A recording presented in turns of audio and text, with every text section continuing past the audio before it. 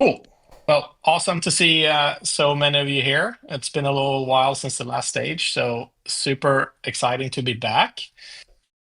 We have so much stuff going on that I feel like my brain is not fully working, but we have, obviously we announced a couple of partnerships, at least one with Decharge, which is quite exciting. And really, the vision for partnering with Decharge is a couple of things. One is obviously from a deployment point of view, but long term, as we see the drone industry growing, and obviously we're going to be part of functioning as infrastructure of that, a lot of drones are going to have charging stations when they fly beyond line of sight. And a mixture between the tracking infrastructure and the charging infrastructure could be really good. So excited about that partnership. Obviously, I don't think it's anyone is not aware. There's been some hardware issues with some devices dropping coverage all of a sudden due to the LNA issue. Right now, it looks like we are finally at the very, very close stages to have all that sorted. But again, if you are experiencing issues, right now is the time to reach out to HiFix to get on that list to get the replacement here, hopefully before too long. Uh, Really sorry that these issues been dragging on. We've been working tightly with HiFix trying to push to get this fixed, and we finally think we came to a good solution. So if you have any issues, reach out to us, and if you need some information on how to reach out to HiFix. But we did make an announcement in the channel a while back with some details as well. Outside of that, I guess on a network update, we're seeing nice deployments around the world. We've seen so many people join from Latin America, especially in Brazil, which has been really exciting because we definitely needed coverage there from a commercial point of view. We're seeing some increased deployment in across Asia and Middle East, which is exciting as well. Adding a lot of new community members. We've added on. I think we have about maybe 10, somewhere between 10 and 14 announcements that we haven't announced yet that are super exciting, from anything from, you know, partnerships from a research point of view to maybe some customer announcements that would be cool to project announcements and some really cool stuff. So we're excited about kind of working on that. Um, right now, we're heads down just preparing for being to be TG ready. Um, so we're doing a lot of internal testing, make sure everything works, prepping really, really diligently to hopefully do that as well as we can and not run into any issues. And I know probably everyone here is very excited for that to come. So we're not sleeping on it. We're working very, very hard. I think in terms of station growth, at least over the last, I think, couple of months, we've added somewhere around 800 live stations. I know there's been a little delay in delivering these stations, but we're seeing, I think, somewhere between 20 and 30 per day go live, which is cool. Yeah, it's real Based quick. on that, yeah, Real quick, it's good I numbers know. because you have to realize that like Hifix, when they realized that there was kind of a issue going on with some stations, right now it's still a small percentage, but they wanted to be proactive about it and try to nip it in the bud. So they actually stopped production and stopped shipping them out to distributors, including themselves as a distributor. So that would account for a lower onboarding rate just because they wanted to stop and not send out units that may potentially have an issue. Yeah. No, and outside of that, I think we've expanded the team since last stage. At least we have probably a couple more people. So we have some more developers starting in September. The team is going to be, I think, 22 people strong, which is quite exciting. I mean, we actually discussed it the other day, just how different it is now versus just 6 months ago. And I think it was 6 months ago we started shipping out the geosigners and going through that whole process. And since then, there's been it's quite remarkable, really, how far we've come. Obviously, we have far to go, but seeing like the progress we're making both commercially and on the community side, thanks to all of you that are in here, that are active, helpful, building this with us, I feel extremely excited about the next couple of months. Yeah, Hector, more devs are always needed. I'm not a dev, so I can't really help out. So we definitely need some more devs. Our to-do list gets long, expands way faster than we can kind of catch up. So definitely need some more devs. So they're coming. But Mike, what from a community point of view, you, Sean, and Chris and Max have been holding it down really well. Is there anything in particular you would want to cover? Yeah. So couple things. I'm figuring since some people just listen to us on YouTube, get the main updates at least at the beginning of the AMAs. It might be smart for us to list out some of the changelog items that we've got kind of quickly, run through them. That way, if you're following along and you're not in our Discord, which again I advise, but if you're not able to sit in here and look at the changelog channel, hopefully this will provide some information for you. Since the last AMA, we've kind of switched over our support system and moved to a new system that provides AI.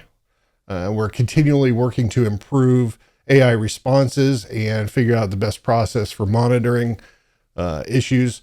As a quick joke, the AI did respond. Here's an example.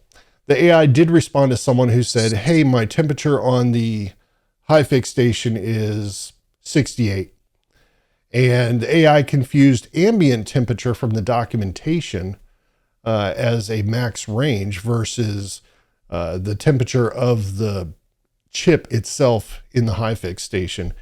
And what ensued was the AI trying to tell the unfortunate requester, you should immediately unplug it, take it inside, put it in the shade. It went to a very extreme level. Obviously, that's an opportunity for us to do better in documenting the more particulars of it and retraining the AI to explain, okay, well, that's your chip temperature. That's well within normal operating range. Ambient temperature is also this range. So we're working on stuff like that to make it easier. I know a lot of people are used to contacting AI and call trees, phone trees that like just ask you the same question over and over, and you keep hitting one or say representative on the call. We're trying to make ours so that it can handle almost all the standard issues that people have. And therefore, you only need to escalate to us in case of a specific extraneous kind of weird thing like the HiFix station LNA issue or something like that. So I'm just trying to streamline the workload, get you the responses and answers quicker. To run through all the changelog posts, I got about 10 of them. I'm going to run through them as quick as possible. Hopefully, I'm not talking too fast when I do it. Since the last AMA, here's the changes. For HiFix, 2036 firmware was released. 2.0.36 was released. Great start here. That added LTE support, self-service firmware updates, and some other device web UI changes. 2.0.38 was released a couple weeks later, but those were mainly quality of life changes, so it's an optional update. HiFix is only updating to 2.0.36, but the 2.0.38 gives you, well, let's just put it this way. Go look in the changelog and Discord channel. It's just UI kind of handy features that we've asked HiFix to please add. We did halt the retroactive rewards. Our testing was completed for that phase. Bugs were reported by the community and were resolved, but we pulled it until we have a better UI for detailing what you're getting. So you can see the breakdown, understand what the numbers mean. A ton of map and site fixes and enhancements were done. Thank you to the dev team. Too many to list, but everyone should see over time less usage issues and that the experience overall is kind of smoother, more intuitive. I especially like the most recent iteration with the bar across the bottom, and it's easy to toggle stuff on and off and search for stuff. Rewards claiming. So we've changed slightly how it's done, and we're moving towards kind of a new thing. So just to clarify, previously your wallet of record on the day you earn the rewards is the wallet that it would get claimed to. We're kind of migrating that due to feedback and everything else and some logistics. Right now, unless I'm incorrect, right now, both the owner and the situation where you have an owner host and the host has their own Wingbits account, those are going to the wallet that you have saved at the moment. So no longer keeping track of what wallet you had on a certain day when you earned rewards. I think it was a great idea. I still think it's a good idea because it ensures that a host can't change an owner can't change a host wallet halfway through and before someone claims, and then the host gets potentially, shafted, I guess, by the owner. But at this point, it's a lot of logistics that makes things really confusing. If you watch the Discord chat, a lot of people are confused. Why is it going to three different wallets? I don't understand. That was just an over the time you use three different wallets. We're making that better, more intuitive. So just keep your wallet updated to the wallet you want stuff to go into, and that's where it will claim to now. The situation where there's an owner and a host, but the host does not have an account, it's still being worked on for that claim stuff. Wingbits Shop. Wingbits Shop no longer has antennas and cables and such due to challenges with our third-party logistics company and mainly the shippers, carriers that they use. We need to focus our resources on the main goals, TG and other stuff, instead of wasting time with shipping and customs issues. So unknown when that will return, if it will return. All the merch is still out there. That's handled by another company, which they've done a great job on shipping that stuff out. We just need to be focused on what is best for our community, and us managing shipping is not it. Kind of a hint. I don't know if I should be saying this, but I guess somebody can smack me down later. We do have, alluding to what I said earlier with the kind of confusion about what you're claiming, we are working on new rewards, like a dashboard page. I love the current direction that we're prototyping on it. It'll be great for increasing, transparency to the community over time, maybe some auditing features so you can figure out through a spreadsheet or something. I know a lot of people like to use their own spreadsheets to manage their earnings from different stuff and their rewards. Lastly, a couple things. We've got a few bugs going on. We know about them. We've called them out before in Discord, but just doing it for the purpose of this video. Currently, we are displaying coverage hexes for you that have less than 100 messages in 24 hours, despite the fact you don't get EPR-based rewards from them. We're working on it, just trying to make sure of our logic on it and make sure we show the right thing. Let's see. Finally, we do have some really high message per second stations that are getting message drops. I know you guys have probably seen that in the Discord as well. We're looking into it again. The previous round of updates that we did a while back, devs worked really hard on this, spent a bunch of time, even working as a group together to identify potential pain points in the client and optimize it. I know there's still some people experiencing it. It is mainly for people that have around 150 positional messages per second or more. We're still looking into it. I think we have a little bit of room to make it better. So we'll keep evaluating. And just a quick reminder before I let Robin go back into it, the Discord roles. If you're on Discord, hit the choose roles channel and select either BYD or HiFix or both, depending on what kind of stations you run. And we're going to leverage this for announcements and maybe some context specific channels in the future. And I can also make a mistake like I did the other day where I was trying to write out support at HiFix, and I actually announced or mentioned at HiFix and pinged everybody that had a HiFix. Sorry about that, everybody, but things happen. That's it. Awesome. I really appreciate all that, Mike. That's super helpful.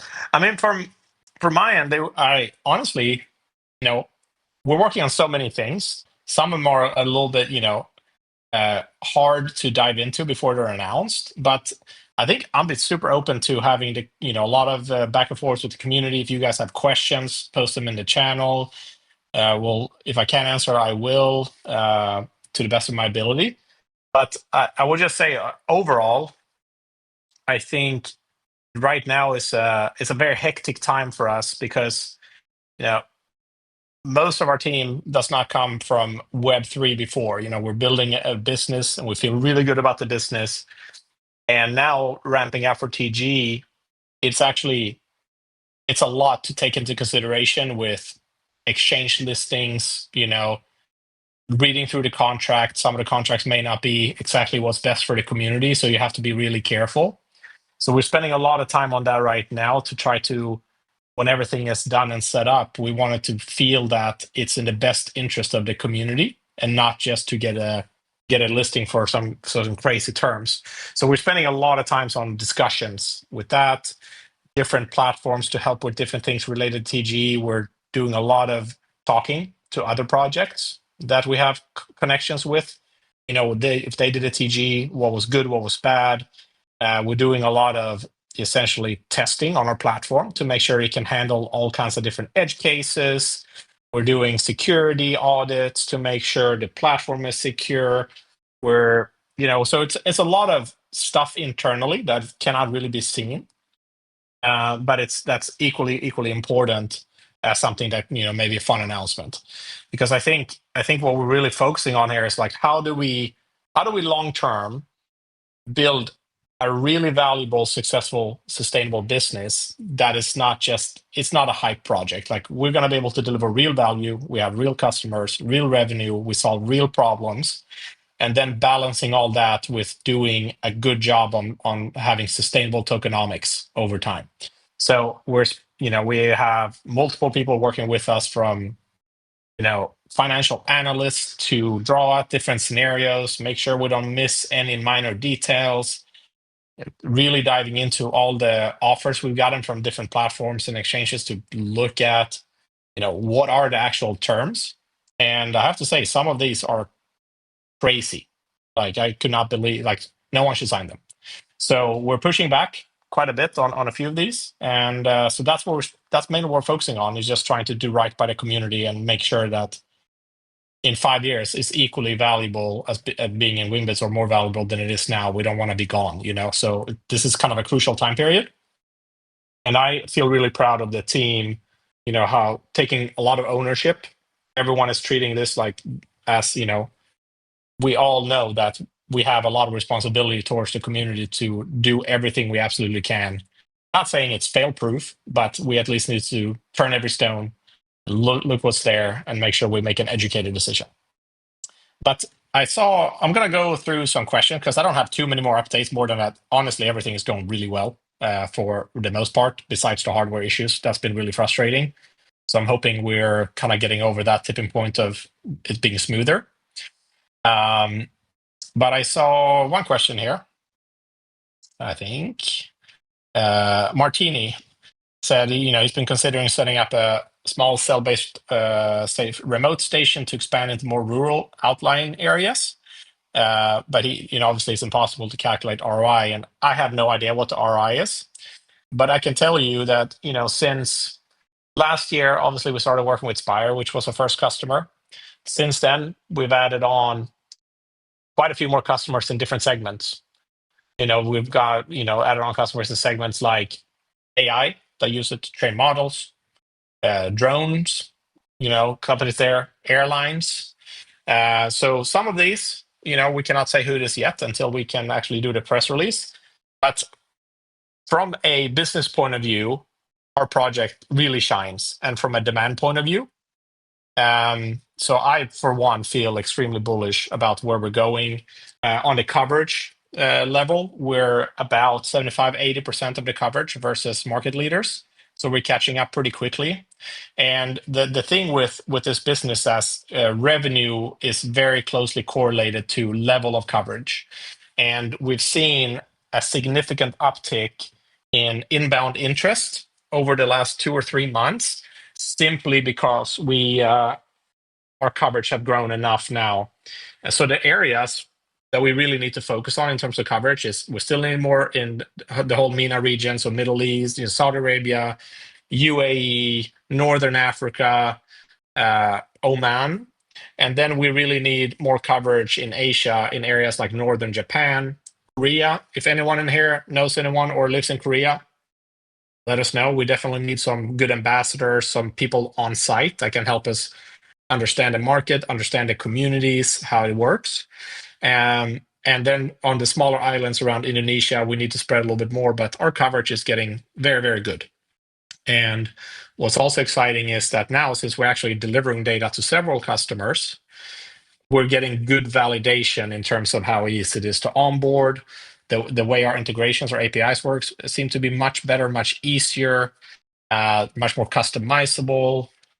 Our latency is better, our quality, and essentially the depth of the data is better.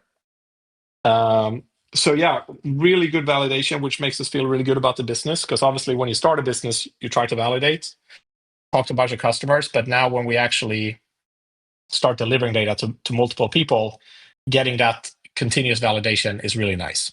So the prodigy asked, what about Eastern EU? So I mean, if we look at the map, I'd say Europe is getting quite full for the most part.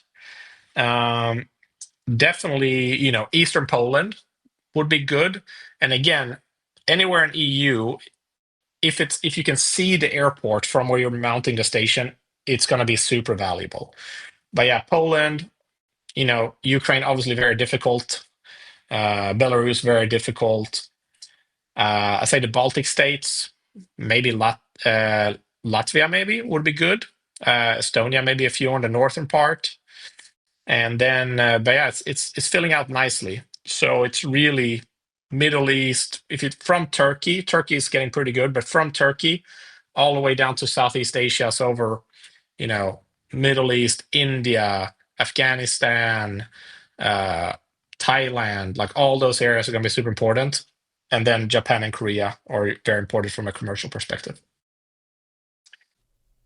Let's see. Do you see any other questions that I missed before that, Mike? Maybe I skipped some. Well, real quick, 619, just to clarify, when I was talking about the messages per second earlier, I was kind of explicit about saying positional messages.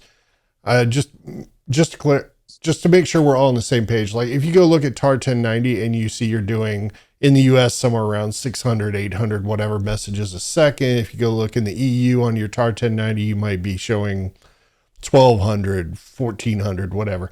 Those are all the messages that are received by the station. We select only the positional messages.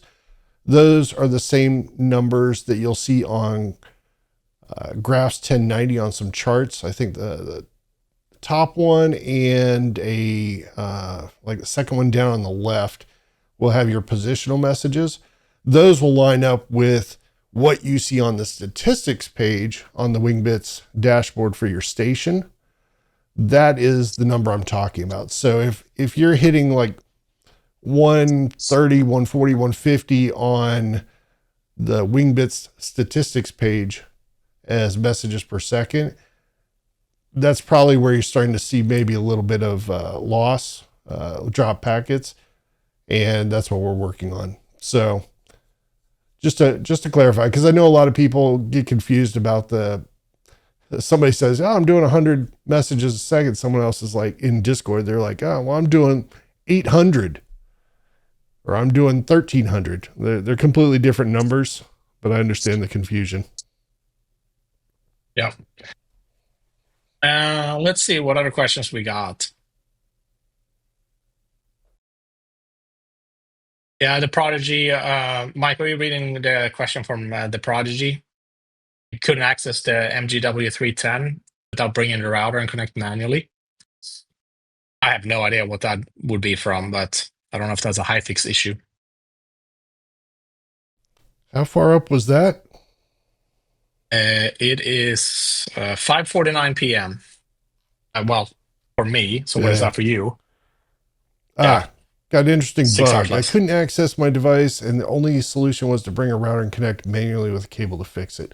I mean, when you first bring it up, it should go into access point mode if it has no access to any other internet, such as Wi-Fi or Ethernet. So you should be able to access it just like you do when you set it up initially. I'm not sure, but you can ask us. Open the chat window at the bottom right. It's a little icon on the web page, on any of the Wingbits web page. Click on it. Ask to speak to a human. We'll talk it through with you.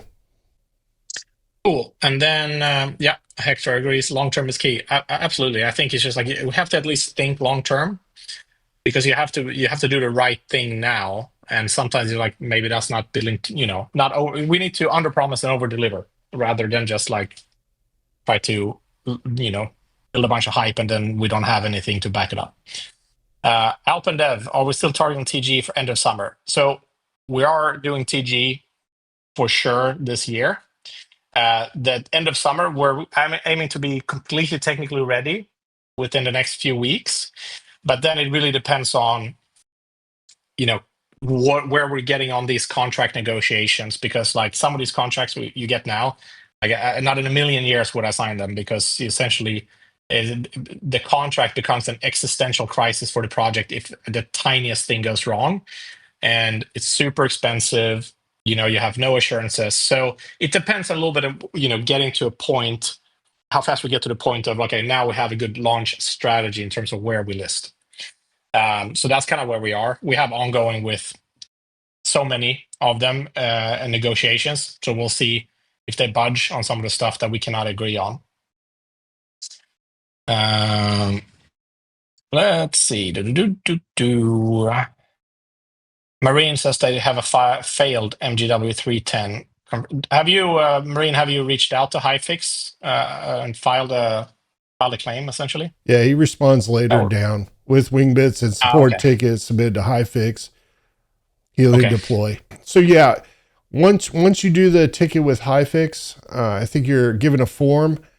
From what I gather, and I could be speaking out of turn here, but from what I gather, Hyfix has you fill out the form so that they can keep track of how much inventory needs to be sent to specific distributors for replacements.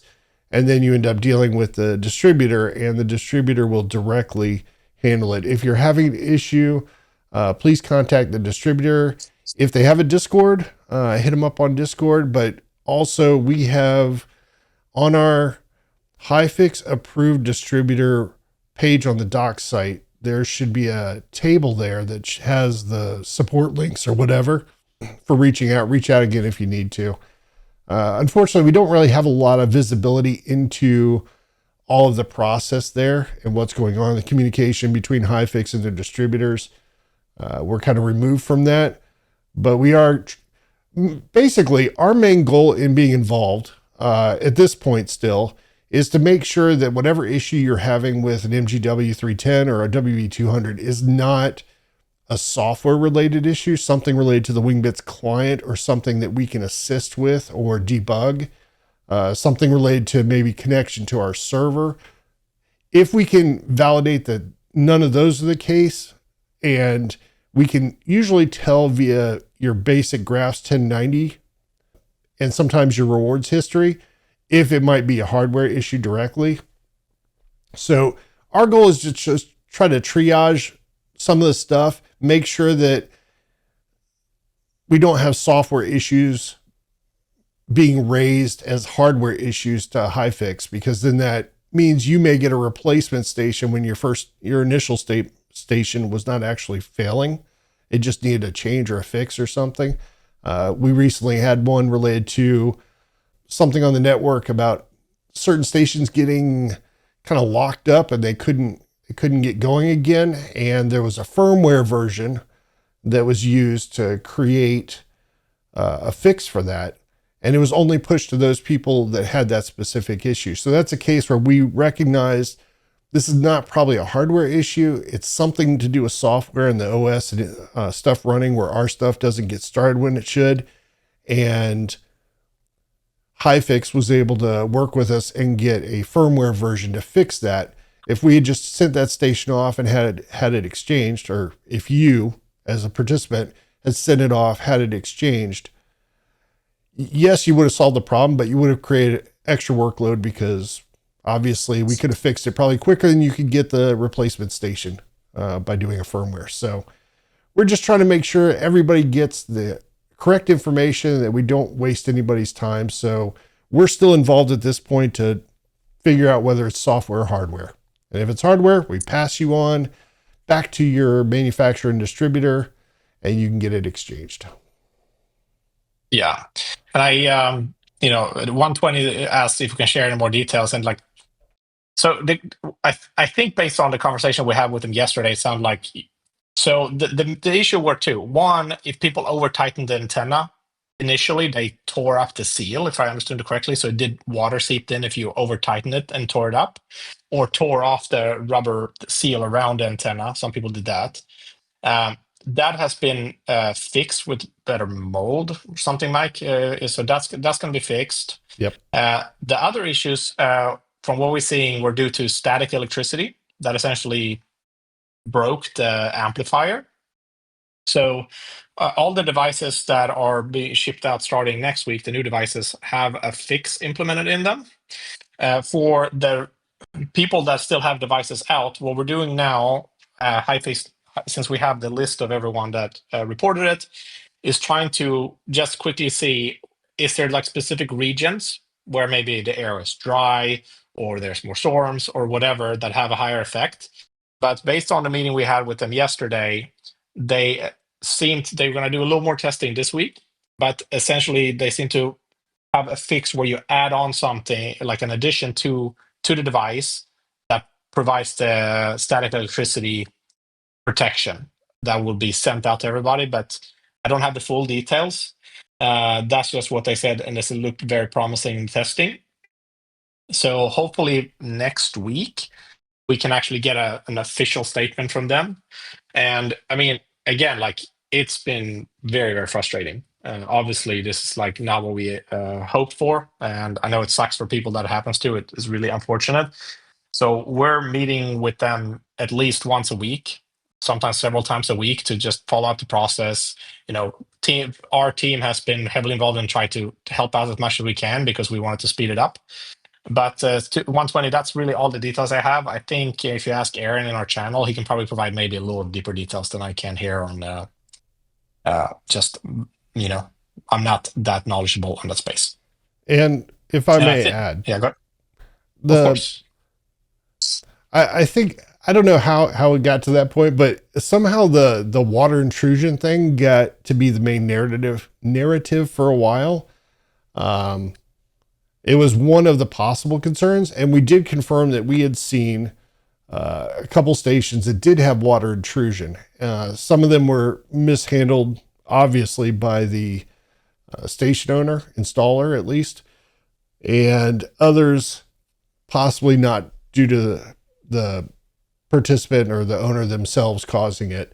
But again, as I've said this in Discord, just want to confirm at this point, we have a very, very small number of water intrusion related issues. I'm talking on the magnitude of like 5, 6, maybe tops. I think it's actually less, but there's not a lot of water stuff. You shouldn't be concerned.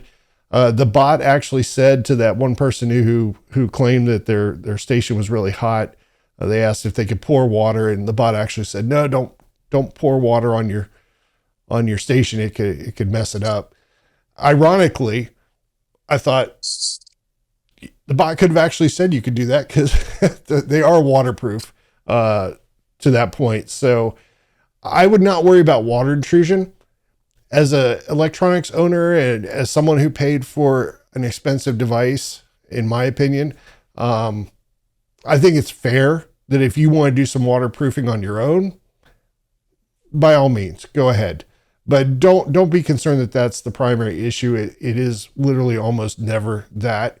It's basically related to the LNA, or some people have noticed that when they got their station initially that they had really poor range. That was not that the LNA died even before hooked up. It's proven out that those people had an antenna where the center pin and the antenna itself kind of went into the PVC tube, the fiberglass tube. So that's more of a shipping, manufacturing, some kind of issue. I will say I'm not going to advise it. You can definitely contact Hyfix for a replacement antenna, but if you want to get it going, I do know that the community has made videos and talked about how you can quickly open it up, fix it yourself in just a couple minutes, and it's good to go. Short of that antenna being jostled around or really like smacked, it shouldn't come loose again. So up to you what you do with the information. That's about it. Yeah. Cool. What else do we have? Actually, I should Do-do-do-do. call out. I think that was Saeed that made that video. So if anybody Oh, happens to nice. search for it, plus, uh, Amazing. as a quick side note, completely unrelated, he has also created a web interface for managing BYOD stations. It is under our BYOD unofficial tools. He has his own thread. At some point, maybe we will integrate it into our stuff, but we're thinking maybe keeping it separate so that way he can remain agile with updates and based on feedback from other BYOD station owners. But I would definitely say give it a look. It allows you to set up a web interface. You can control everything that you can via WB config or by typing manually in the console or terminal. You can now do via web. So it's pretty cool, pretty slick. So I'm not telling you to install Awesome. it. I'm just telling you if you're a person who likes web interfaces on your devices, that's a good solution. I think I'm at the right point here, but Prieto asked what the future plan is to track flights that are over the sea if Wingbits stations are unable to track after a certain range. So the one thing would be really cool is to it would be really cool. So what we're doing now is mapping out where all the little islands are in the world. And if you got stations on all those little islands, what is the theoretical max coverage we could get?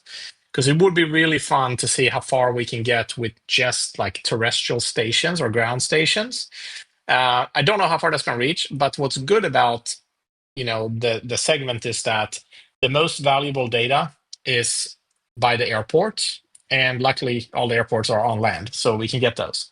There's some obviously customers that would probably prefer to also have ocean coverage. So either we would have to partner with like a satellite company to get that data is generally very, very expensive, or we would have to shoot our own satellites in the future. We have obviously we shot one that's more for validation. But so yeah, so right now we're really just focusing on maximizing the ground network because that's where the majority of the value is. And then when we have mastered that and we onboard a lot more customers, I think that will give us some flexibility to evaluate different options to how to maybe we should put them on boats, but that seems kind of tricky to figure out as well. But if anyone in here has a boat and they want to try, let me know. If you buy me a boat, Yeah, yeah, yeah, exactly. um, Yeah, no, but it would be fun if you could get all the coverage without using any space-based stuff long term. It would be really cool. yeah, I think oil rigs are a cool opportunity in that regards. I know Yeah, they're not that far offshore, but enough that it does reach the range pretty decent y- further into the ocean. yeah, yeah. That would be yeah. So any oil rig workers, please grab a station Yeah, and put it on the oil rig. all of you oil rig people right here, right now. Yeah. I think the biggest challenge Yeah. from because I know some rig workers have done it. I think the challenge is your schedule, where you're on for a period of time and then you're off, and what do you do at the station when you have to go back to mainland? So interesting challenge. I'd love to hear discussions of people that are in that situation and what can be done and what can't be done. If you are in fact an oil rig worker, talk to me. Yeah, exactly. I think Colorado Cowboy asks essentially issues with MGW 310, how to reach high things. Colorado, have you tried in the regular GeoNet Discord as a start? Otherwise, I think the same link as, do we have just a regular support email for Hyfix, Mike, or is the same for if you have a malfunctioning device? Um, Or maybe GeoNet directly is better through their Discord. I don't know. I generally point people to Discord if they have questions about GeoNet stuff, and then let them get directed to the right thing. I may have not been listening to Yeah. the entire statement you made because I was reading chat at the same time. Essentially, the question is how do they reach HiFix the best way? Or I mean, I'd say either GeoNet or HiFix would work for the issue that Colorado Cowboy is having. Yeah, Essentially, honestly, since how yeah. yeah, go ahead. Oh, is this reflective signals move the station? Is that the issue? Yeah, that's the one I read. Yeah, Like uh, so yeah. 100% go to GeoNet Discord and ask around. Before you move on from that, though, Max made a post, and I do want to echo what he said. We have seen people set the gain low manually on stations. Just to clarify, while we have this audience and on YouTube, you don't synchronize your gain value with the dBi of the antenna. So if you're running a 3 dBi antenna, you don't set your gain at 3. Same with like a 5 or 5.5 or 6 dBi antenna, you don't set it to 6. Those numbers don't correlate. Don't do that. Leave the gain on auto on your high fix stations and your BYOD if you want, unless you know why not to. Please. I think it'll make it easier for yourself, less hassle to deal with. Cool. Dorian, when will all international airports get a Wingbits airport icon on the map? You know what? I actually don't know how many. I think there's 500 maybe on the map in total. But we will aim to get that as soon as possible because we do want to mark out all the airports that would qualify for the low altitude rewards. So let me ask the team. I'm not sure. 120 dB. Curious to see if the ESD fix involves Rise PCB. I'm not going to dive into that because I wouldn't know if I gave you the right answer, but I would ask that in our Discord and let someone that knows more than me answer. Or maybe wait for a high fix announcement. Yeah, Because yeah. So we're hopefully get something within the next week or two. Marine Um, 6173, is there a chance I can lose my hex station with a failed unit being offline while waiting? No, you shouldn't. In the first place, if you have a failed unit, unless it's completely dead, it's still probably functioning and still submitting, just very poorly. So you shouldn't be offline. If you do have to do a swap, like you're sending your device to them and they're then sending the exchange or replacement back to you, there's no concern there.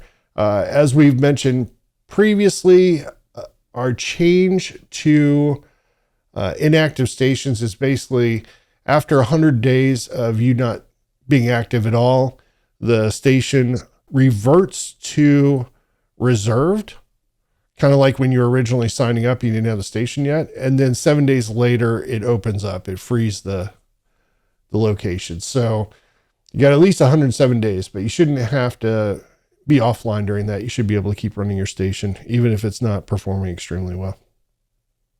yeah. Especially do that if you So have an I MGW 310 because it's dual purpose. Yeah, so I actually got some info from on the airport. So the airports that are mapped out right now on the map are the top 500 airports in the world. Those are the ones that will be first rolled out for the low altitude rewards. Smaller airports than what is shown on the map now will not be initially rolled out, at least for the low altitude rewards. I don't know if or when they will be rolled out, but that's kind of the start because from a commercial point of view, these top 500 are the most important ones.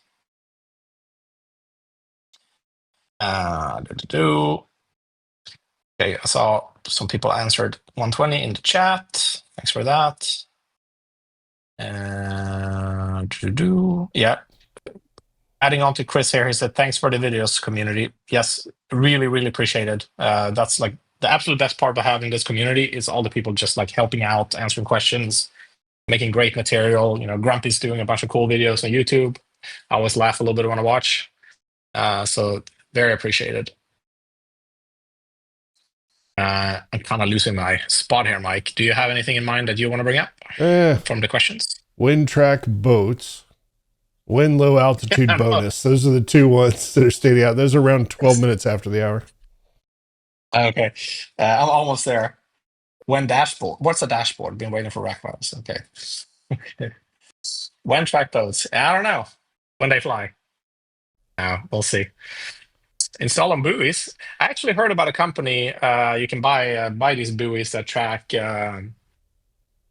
I guess stuff from the water, like currents and temperature and all that. And that data is supposedly pretty valuable. So someone could create a buoy deep in a bunch of buoys around. When low altitude bonus. So we have the algorithm working. We're just like finalizing it, making sure everything works. Don't have an exact date for when to launch it yet, but not too far out. When is Wingbits going to buy me an aircraft carrier? Uh, Do that's a they good make question. Hot Wheels aircraft carriers? Because I might be able to hook you up. Yeah, we can get like a little toy, like a Lego one Yeah. that you can build. Actually, Lego's kind of Wingbits banner. expensive. I don't know. Yeah, that will ruin us actually. Let's see.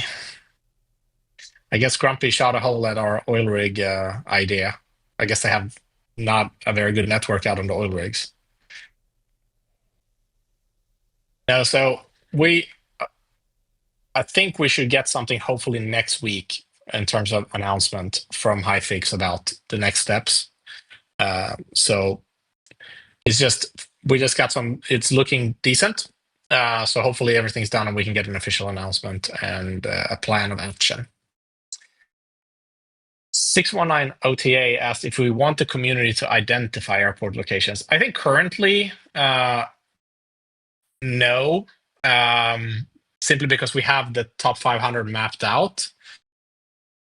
I think later on there may be a need for the community to map out different things, based on where the drone industry is going, advanced air mobility, and those sort of things. But for airports, not at the moment, I don't think. Because I think we can get lists for all the airports in the world, including like the private aviation, small airfields, and all that stuff. So yeah, correct. 619 OTA says, so if I have an airport near me, but they're not marked on the map, you aren't looking for low altitude aircraft there. So not from the low altitude bonuses, but if you get low altitude rewards on that airport anyway, most likely you're going to collect more data on the area than anyone else because it's simply kind of difficult to get low altitude reward data points. So I would still recommend, if you can, to deploy it to City Airport, but it's not specific for these initial low altitude reward bonuses. Yeah, low altitude boats. Yeah, submarines. Will there be a limited amount of stations? If yes, will you lock down by region? 21 after the hour Armstrong. Oh wait, I missed Well, one. there's. Go ahead. Go ahead. Oh, go ahead. No, no. I guess there will be theoretical limit right now, but we don't know about other limits. It really depends on what happens with all these, like what type of redundancy would we need in the future for drones in specific drone highways, like in Europe and the EU space regulation. What density you need for advanced air mobility? It's like some of these things are unknown. So there may be some adjustments to like the amount of stations, whether that's limited, but I don't know. I have no idea yet. But right now, we don't see any change coming anytime soon to station deployment model. Glock Mike, asked earlier, a minute earlier, was there an update on when the stations will have remote ID capabilities? And I don't know the answer to that. I do not either. So we'll have to get back to you on that one, Glock. Glock, clocked and glocked. Yeah, we'll have to get back on that one. Where are we now? Yeah, Pepsi, Where's My Jet? That was an awesome documentary. Have you seen Mike? What, the Pepsi thing? It's on my Yeah, it's on my watch list thing, but I never like watched the movie or documentary or whatever. it's so good. We have 6 minutes left, so I'm gonna look through any other questions. D Freak at 22 after the hour. Best thing I can suggest is open a support chat on any of the Wingbits website pages, bottom right icon, chat icon. Let us know what you're seeing. Ask for a human. We have some humans available, and we can look into it. And then Freaka Game says, when would the bonus reward be back on the dashboard? So that we're working on the UI now to make it easier to understand. Because last time when we adjusted it created a lot of confusion. So the bonus reward is not gone. We're just essentially now trying to make the UI more easy to understand and more clear with better details. So when we do launch everything, that it's actually quite easy to understand. So working on that. Yeah, mountaintops are great for deployments. 619. So yeah, if you can get all the mountaintops around the world, let me know. That'd be amazing. Actually, Uh, some of them may have very steep cutoffs, and you can't like get a signal down because the mountain's blocking itself. I don't know. yeah, that's true. I say If just you're the get a highest. 300-foot tower if you can. Just put that everywhere. 100 meters. You know, just throw it up. Yeah. Flo asked, sorry I'm late. What about TG mainnet? So we're fully focused on that right now. We're not too far out. So looking good for this year. We don't know exact date. It depends a little bit on how negotiations go, what kind of strategy we want to take, but we're not too far off. I will say, Uh, Flow, wait till this is uploaded to YouTube and kick back to, I don't know, probably about 15 minutes in or so or earlier. There's a longer discussion about it. yeah, perfect. I think who of you can make a funnier noise? Between me and Mike, probably Mike. He has all the noise settings. Do the Kermit the Frog, Mike. That's not even a noise setting. It sounds like noise. Uh, hey there, Kermit the Frog here. That's perfect. Now, voice settings is like, When I talk like this. so that's completely Yeah, that's different. awesome. Yeah, that's great. Any last minute questions? I see a few people typing. Yeah, so end of summer, hedging away from end of summer, and depending on when you classify end of summer. The thing with mainnet is that most, if you look at projects that launch, it's a one time. You have one chance to do a mainnet. You want to make sure you have all your ducks in a row, that you do all the research, you proper negotiation with whatever exchanges you want to list on, that you understand the risks you take as part of TG, that you plan properly for what's going to happen after TG, because it's not a one and done. It's like you do TG, it has to be sustainable long term. So definitely, we're not going to launch just to launch on a date if we don't feel like it's the right thing to do for the health and sustainability of the project and the community. We're not far off, but yeah, end of summer. If you say August is end of summer, very little chance, but not too far off from that.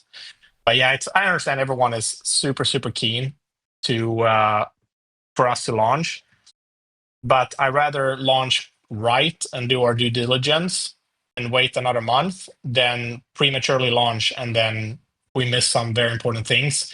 And essentially, at the end of the day, everyone's going to lose. So that's kind of what we're looking at it. And if you think about it from a regular business point of view, that's actually a pretty big challenge with Web3. Because if you build a traditional business, sometimes it's take 5-7 years to properly scale that business. When you get into Web3, you still need to scale a business and generate a lot of revenue to be successful long term. But most projects launch way too soon before they're really ready.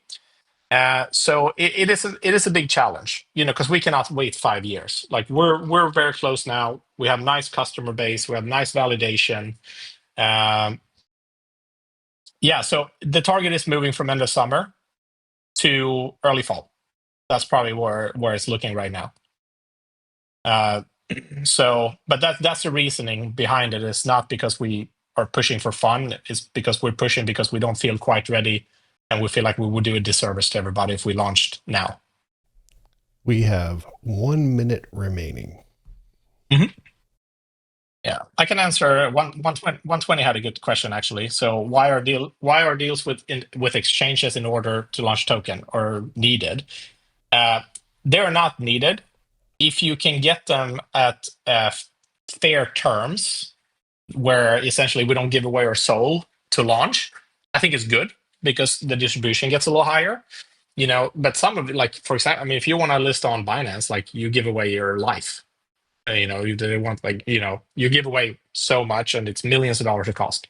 So for that one, I can't you can't justify that. But some of these exchanges, they're free and they're good exchanges. And if you push them and you get good exchanges at a fair term, I think it's good to have a mix of centralized exchanges with decentralized exchanges. They're not absolutely needed. You're 100% correct. Yeah, All right. Martin, Chile would be great for deployments. Cool. Uh, yeah, I guess that's a great thing about Solana is they have amazing deck support and the dexes are getting better and better and better. Grumpy 1,000% disagrees. That's not mathematically possible. Yeah, he disagrees 10 times.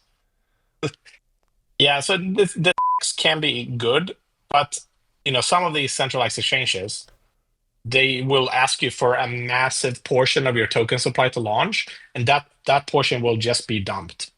So centralized exchanges make sense if the deal is fair from a sustainability perspective. Otherwise, they can actually do the opposite of what you want.